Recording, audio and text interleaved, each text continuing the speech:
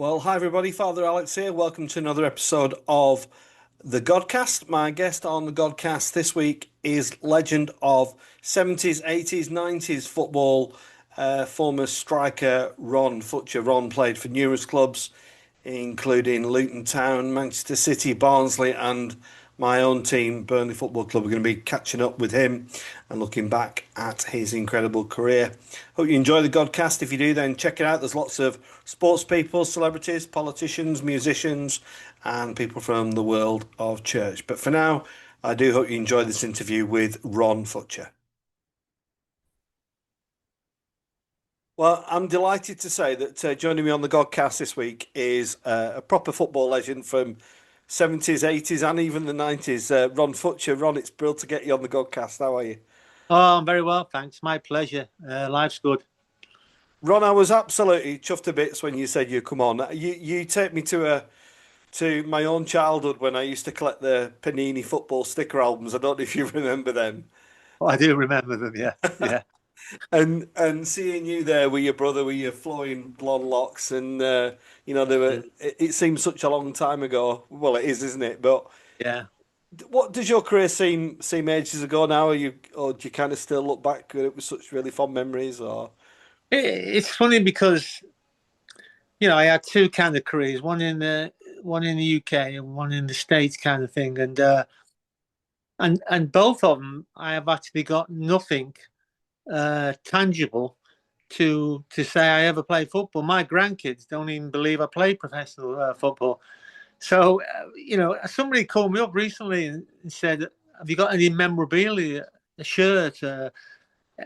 I said, "I've got nothing." Um, Not through choice. I had a couple of hat-trick balls from when I played, one when I played for City, one when I played for Luton in the old First Division.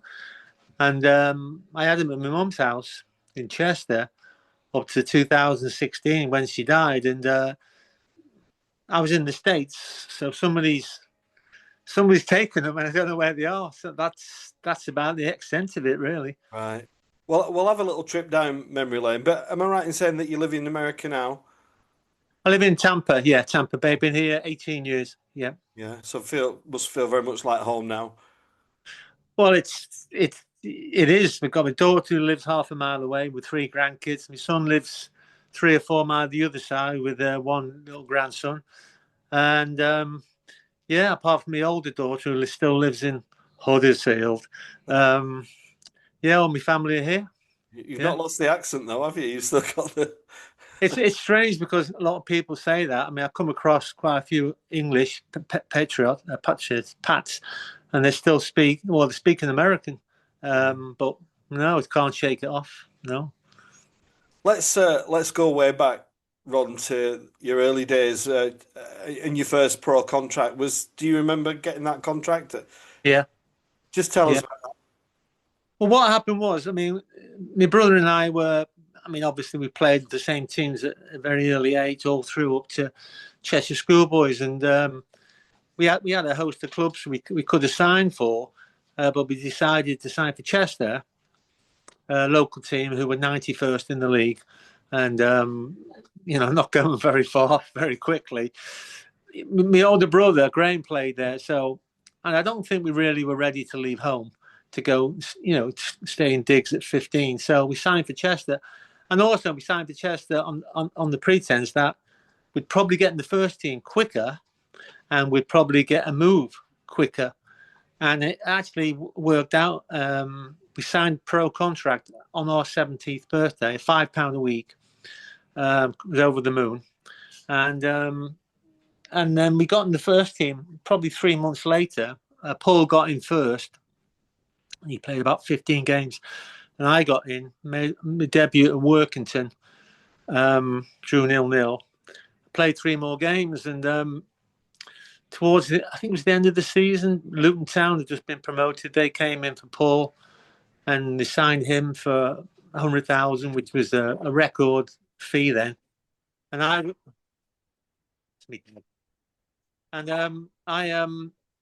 was happy for him, but gutted for myself because I was still at Chester and he'd gone to Luton. And then I got a phone call from Harry Aslam, the manager of Luton, who said, "Look, we're going to Mallorca end of the season. And we're going to play a couple of games, and I want to take a look at you." And I was like, "Yeah, great." And I was thinking they're going to be real games. And when we got to Mallorca after a couple of days, it was a game against the waiters of the hotel. And he's already made his mind to sign me. So, and I signed for Luton. So we both ended up there. Yeah. Was it was it was it difficult having a brother who was kind of by your side? I can't think of any other twins that made it in football. Maybe you know some, Ron, but I can't think of any. Was it a help having Paul around? Yeah. Yeah, just say a bit about that early relationship in you as you were making your way in the game. Well, it started when obviously the school level. Then it progressed to Chester schoolboys. Then it progressed to Cheshire schoolboys. And so when you've got somebody with you all the time, you twin, which unless you're a twin, you can't explain the closeness. So turning up for games, it kind of made you feel a bit easier. And where he played at the back and where I played on the front, it was almost telepathic at times. So when he picked the ball up, I knew exactly where to make that run. And look, it was a comfort, when you travel into games at school level with your dad and he's sitting in the back of the seat and you've got somebody to talk to, relate to. And it was massively helpful. And another reason, the main reason was we lived on a small council estate where there was a set of garages. And the garages were opposite each other, adjacent to each other. So we used to stand on each garage with the ball and play. You couldn't use your hands. You just had to use your chest, volleys, head it. We did that 8-10 hours a day, every day, rain or shine. So without him being there doing that, who knows, Yeah. Were you competitive? Were you kind of Unbelievable. yeah. Unbelievable. Unbelievable. It was ridiculous how competitive, but it was we both wanted to make it as pros from, early age, 5 or 6. We used to watch Match of the Day. I mean, my dad worked long shifts, so every Saturday, my mum and dad would go to the Legion, 7 o'clock, and then as soon as they went to the Legion, British Legion, I mean, me and my other brothers and Paul, we just closed the curtains, waited for Match of the Day, and it came on, and we used to say, one day we'll be playing on Match of the Day, and I think it was when it's 18, we were on Match of the Day, so it worked out. Yeah. And Yeah. then no disrespect to Luton Town, who are a fine club, but then you both headed to Man City. Is that right? Yeah, I mean, we had 4 years at Luton, played over 100 games between each. Paul went to City, I think, for 300, which was a record fee for a defender back then. And I was in America playing just 4 months over here, in the NASL. And David Pleat had taken over as manager at Luton, and me and Paul didn't really click with him. He took over from Harry Haslam, so he sold Paul to Man City. Then I was in the States, and obviously I heard Paul had gone to Man City, so I spoke to him on the phone. Then I got a phone call off David Pleat, 6 a.m, and he said, "You're going to Blackpool." I said, "What do you mean I'm going to Blackpool?" And Blackpool were, I think, 4th division then. So I said, "I'm not going to Blackpool." He said, "I want Bob Hatton, the centre forward, and Blackpool want you." And I said, "Well, forget, I'm not going to Blackpool. I played 140 games in the Championship in the old 1st division. I'm not going to Blackpool." And then he put the phone down. Then Bob Stokoe, the manager of Blackpool, called me up, was trying to sell Blackpool to me. And I said, "Bob, I ain't going to Blackpool, mate. I'm 22 years old. I'm not going to Blackpool." And Pleaty was trying to, fob me off. Mm-hmm. So I knocked that on the head. And about 2 days later, Tony Buck called me up from Man City. So Man City to Blackpool. And he said, "You want to sign you?" And as soon as I got back to England 3 or 4 days later, I signed for City. And I joined up with our kid again. So it was great. One thing I was looking at your stats this morning, Ron. I mean, you were a prolific goal scorer. You knew where the back of the net was. Well, I wonder what you think was the thing that meant you didn't play consistently at the very highest level. What what would you put it down to, or was it just bad fortune, injuries? What was it?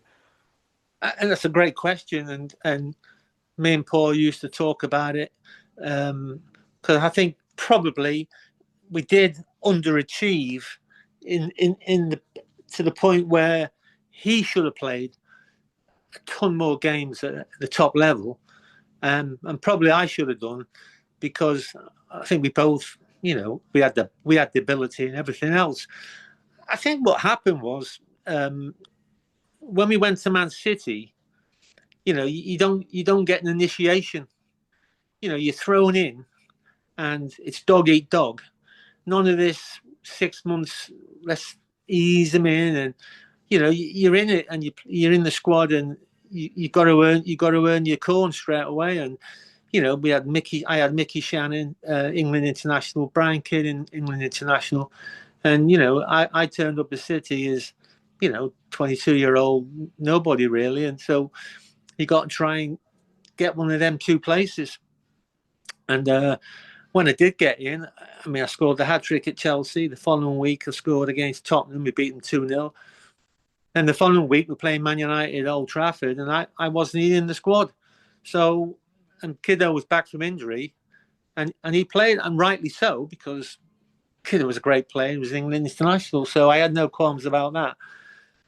So I was always going to be the first season, always going to be, sore ball standing if somebody's injured.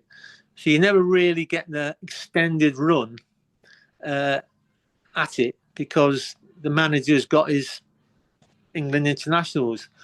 And it was the same with Paul at the back, really. He when he went to City, he was tremendous. Then he played alongside Big Dave Watson, England international. And don't get me wrong, Dave was a great guy and a great player, but he took the initiative from Paul, where Paul used to get the ball, bring it out, and hit diagonals and all that kind of stuff. He kind of felt a bit edgy. He gave it to Dave, but Dave couldn't do that. But Paul lost some of his, his strength because he was a bit concerned. He didn't want to upset the senior pros, and that happened with both of us, really. I think to a point. Then Tony Buck left, and Malcolm Allison came in, and he wanted us out with a few others as well. So I'm not sure where Paul went from there, but I came to America on a 3-year contract when I was 23. So maybe if I would have stayed at City and seen it out, I might have got a move somewhere else in the UK. But I came to America. Why did you go to America, Ron? I mean, I'm sure you would have had no trouble finding a club in the UK, and the American football system wasn't anywhere near as established as it is now and is becoming now. What was it? Was it a change of scenery? Was it the dosh? What took you out there? Well, it wasn't the dosh. I mean, even though the money was much better than you could earn in the UK, but I'd been out there the previous 3 or 4 seasons just for the summer in Minnesota. I think 3 seasons, and really, really enjoyed it. I mean, the actual standard of football was okay. It wasn't obviously first division level or even now championship level, but it was less pressure, more enjoyable, and the money was. I mean, it wasn't exceptional, but compared to what you can earn in the UK, much, much better. Better weather, nice, give you a car, give you an apartment, travel all over the States. You get per diem, playing against Pelé, Beckenbauer, Neeskens, Cruyff. We had players on the team, Willie Morgan, Charlie George, Don Masson, Stevie Highway. So it was a good experience. But when they came in for me when I was at City and offered me a 3-year contract, and I thought, you know what, a bit disillusioned at City. I never really played as much as I wanted to. scored goals when I played, but I knew with Allison, and I thought, you know what, I've had enough. So I like America. I'm going to go to America, and that's what kind of. My wife was pregnant as well at the time. And I thought, well, they agreed to sort everything out, give us an apartment, give us a car, pay for the pregnancy, all that. And I was earning. They put me on 4 times more than I was in the city. Mm. But it wasn't the money. That was just a bonus. Yeah. And you mentioned those absolute. I mean, you're a legend of the English game, but you mentioned Beckenbauer and Pelly. Why did the? I've never really worked this out. Why did it collapse as it did? It seemed to kind of. I remember it. I think Paul Mariner went out there. I think as well. You know, this array of stars went out to the States, and then all of a sudden, New York Cosmos was the club I particularly remember. But then Yeah. it kind of just drifted away, and then dissipated until it returned in recent years. What actually happened out there? Well, what it was, they started our club, especially Minnesota Kicks, is one of the best franchises because we had good owners. We had fantastic crowd support. We're getting about 33,000 average for the first 2 or 3 seasons, and they expanded the league too quick. And of course, over here, every trip is 3 or 4 days in a hotel. On the plane, you got to take all your gear or all the personnel with you. Then we started bringing in the likes of Charlie George, the likes of Willie Morgan. They don't come cheap. So us plebs were getting paid what we were getting paid, and these superstar internationals, good lads as well, by the way, they were coming for the big money, and the crowds went down, the money went up, and that's not a recipe for and our club was one of the first to go out of business in '81. Then by '84, the league just collapsed, and that was it. End of. And then you're faced with this choice to come back to the UK. Was it like inevitable that was what you would do? I think you went to Holland for a bit, didn't you, first, and then you went. Was it Barnsley, Ron? I'm trying to remember. Was it Barnsley you went to? Yeah, I mean, just quickly, when I was at Tulsa, my last club in the States, we had Wim Sabir, the Dutch international, playing a couple of World Cups. He was our, excuse me, he was our coach, and a great guy. And when the Tulsa folded, he pulled me straight away. He said, "Look, I can get you to Holland and play in the Dutch First Division and blah blah blah." So I thought, yeah, I mean, you know what? Yeah. Anyway, I went to Holland. Cut a long story short, uh, they were part time, and I had 2 kids over there, 2 girls over there, 5 and 3, and it didn't kind of work out in terms of for the family. And playing, I didn't really enjoy it. They had a sweeper on the 6-yard box. It was slow. Training was twice a week. I was bored. And then our kid was calling me up saying, "Well, we need a striker at Barnsley." I said, "Well, get Bobby Collins, the manager, to call me." And he called me, and all right, son, he said, "We need a centre forward." I said, "Well, that's great. I'll come over." I said, "What are you going to pay me?" He said, "What do you want?" I said, "Well, I'll have the same as our kid. Whatever he's earning," I said, "I want." And he laughed. He said, "Fine." And that's what they gave me. So we came over and we lived in Holmfirth. Nice. And our kid lived there. So I just bought a house in Holmfirth. And that was my hub for the next 10 years of the clubs, hence Port Vale, Crewe, Burnley, and Oldham. So I didn't have to move. Yeah, I'm Oldham. I'm guessing were quite progressive at that time, were they? Because were they on the upward trajectory? Was it Joe Royal who was the manager? Yeah. Yeah. Um, I mean, it's a bit dour at Oldham on a Friday night, mate. You know that, don't you? I've been. Um, um, I enjoyed it at Oldham. And we started that season, the second season, we started brilliantly, top of the league, and I had 10 goals in 10 games.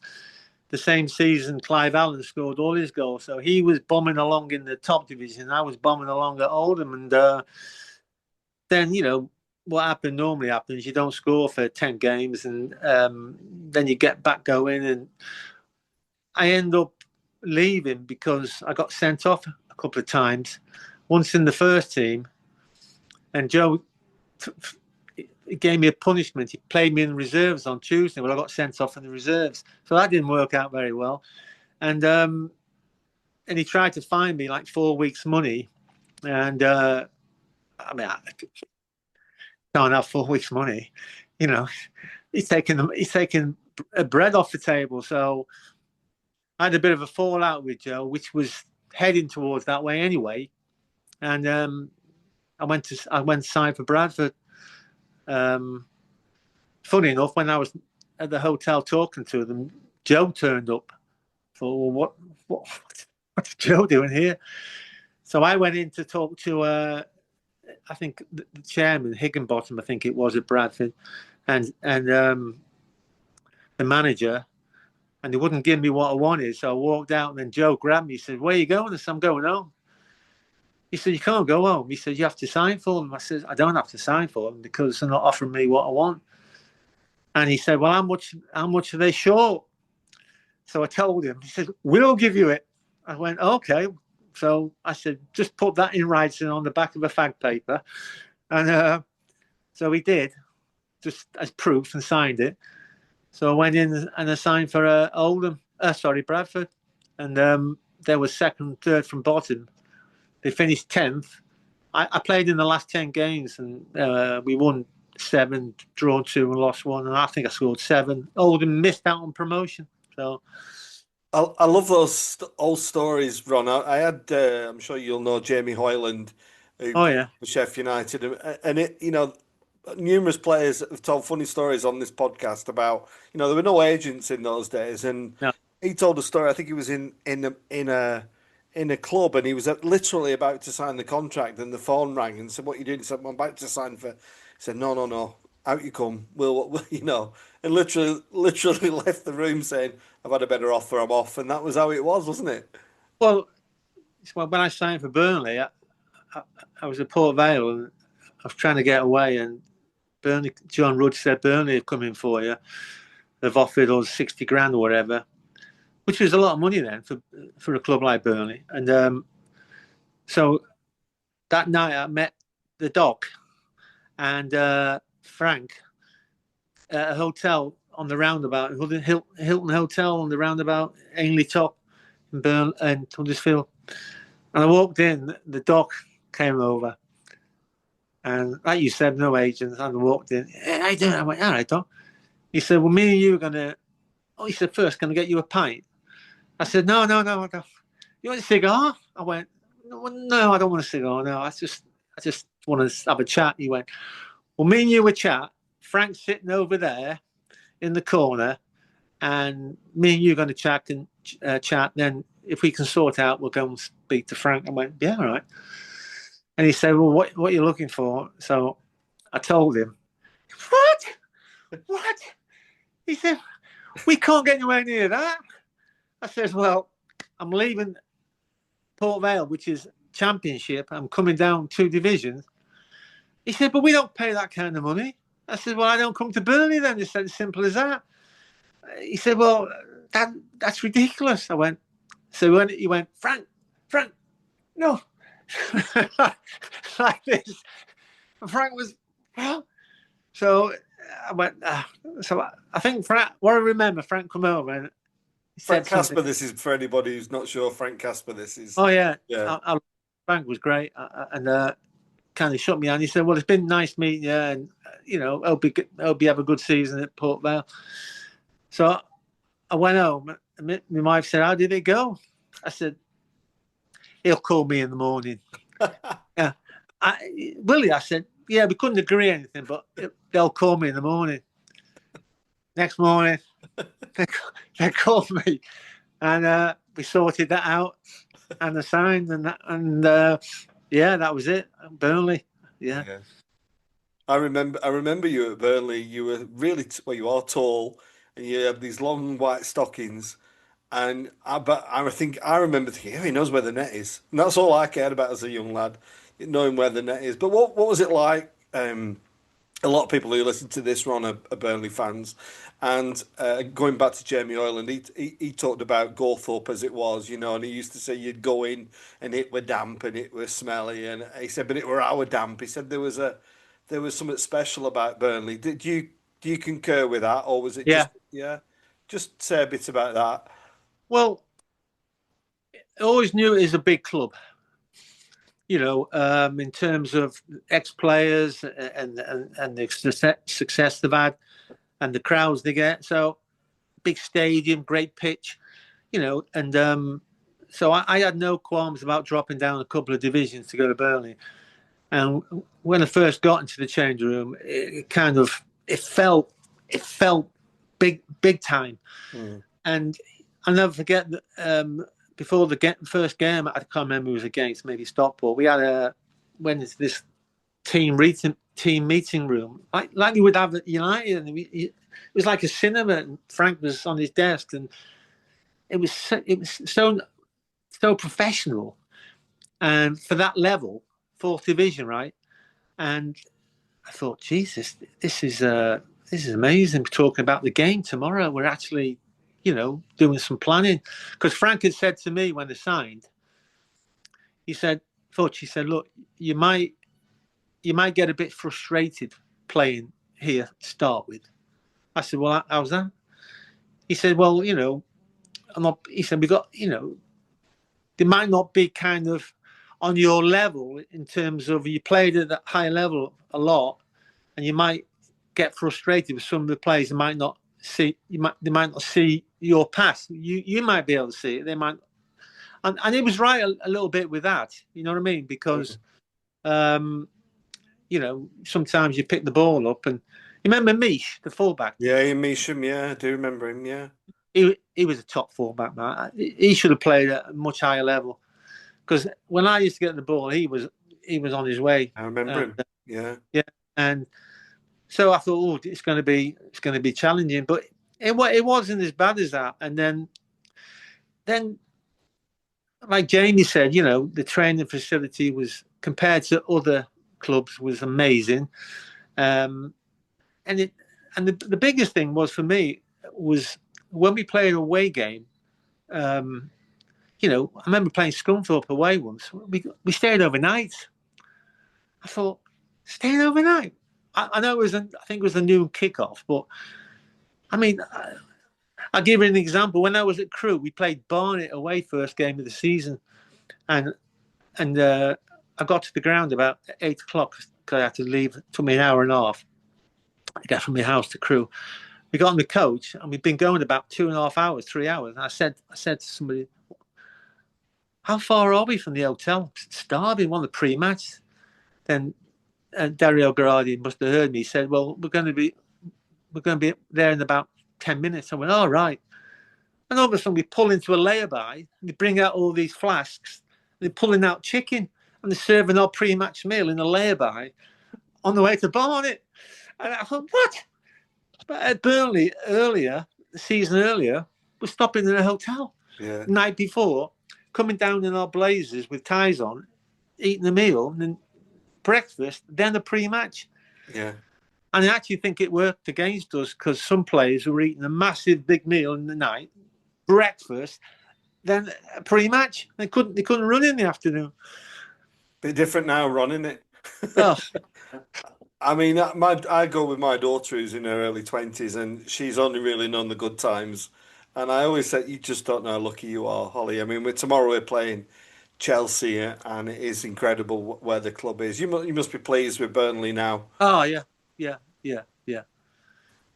When I watched the games, obviously I watched most of the Premiership games, and Burnley been on a lot, and you see them coming out, and you see the pitch and everything. It's geared towards Premiership, isn't it? Yeah, it is. It was a great club. When they stuck by the word when I signed, they did it. They did everything they said they would do and more. They were great. I love playing for Burnley, and I love turning up in away games with the support there. You used to take over them small grounds. It was amazing. It's fabulous. They still turn out in massive numbers. It's incredible. I mean, I remember playing at Bradford, my old club, when I was at Burnley. It was only one. It was one of that Mickey Mouse Cups on a Tuesday night, and it was cold. It was wet. I normally get about 600 there, them kind of games, and it was at Bradford where I used to play. And went out there, there's about 5,000 Burnley supporters there. They had to move them. There was so many of them, and this was on a Tuesday night, freezing cold, a nothing game. But they made the game an atmosphere. You know what I mean? Mm. And it was brilliant. And it's just a shame that in my final game, I couldn't play away because I was suspended when we got beat at Torquay. And then we had a man sent off first half. I can't remember who it was. I think we won the home game 1-0, but we lost 2-1. So I think Frank left after that season, and well, I did. I know Frank did, and I think Jimmy Mullen took over. Yeah. Ron, it's been fascinating, so interesting talking to you about old times, and nice to hear a few anecdotes about your brother who you sadly lost a few years ago. And what was it like giving up? Did it come easily for you? Was it, so many stories of players struggling. What did you do yourself when you gave up? But it's really, really, really hard for me personally, for different reasons. But obviously, I don't know what did I do. I didn't really do anything for the first 12 months, to be honest. I don't know, just kind of. I don't know. I can't remember that much. I didn't do anything job-wise. I was just trying to get fit. I'd been injured at Crewe.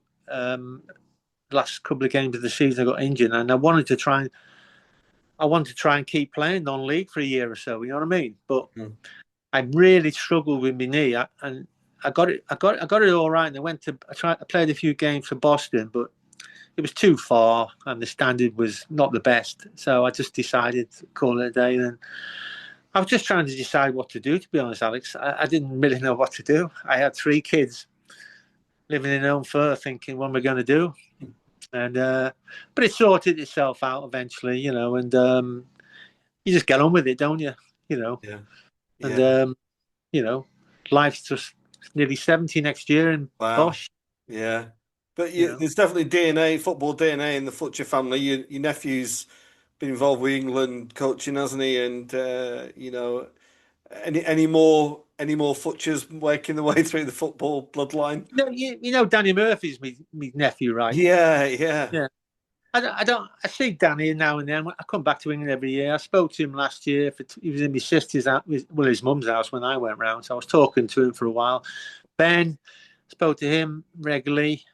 Other than that, there's none coming through. But not like I've got 36, 37 nieces and nephews. So I don't know. Gosh. I haven't seen half of them. So. Well, listen, Ron, it's -3 here in Burnley, and I'm sure it's not that in Florida today. Don't. There you go, guys. I went on my bike at 8:30 this morning with just my t-shirt and my cycling and it was I think it was 76. Yeah. Yeah. It's perishing here. Ron, I know the Burnley fans particularly going to love this, and followers of football will enjoy this. So I'm really grateful for you coming on, and thanks for your time for coming on the Godcast. Thank you. Alex, my pleasure. Really enjoyed it. I love bringing up old stories. So yeah, thanks for inviting me. Yeah. God bless you. Okay, take care.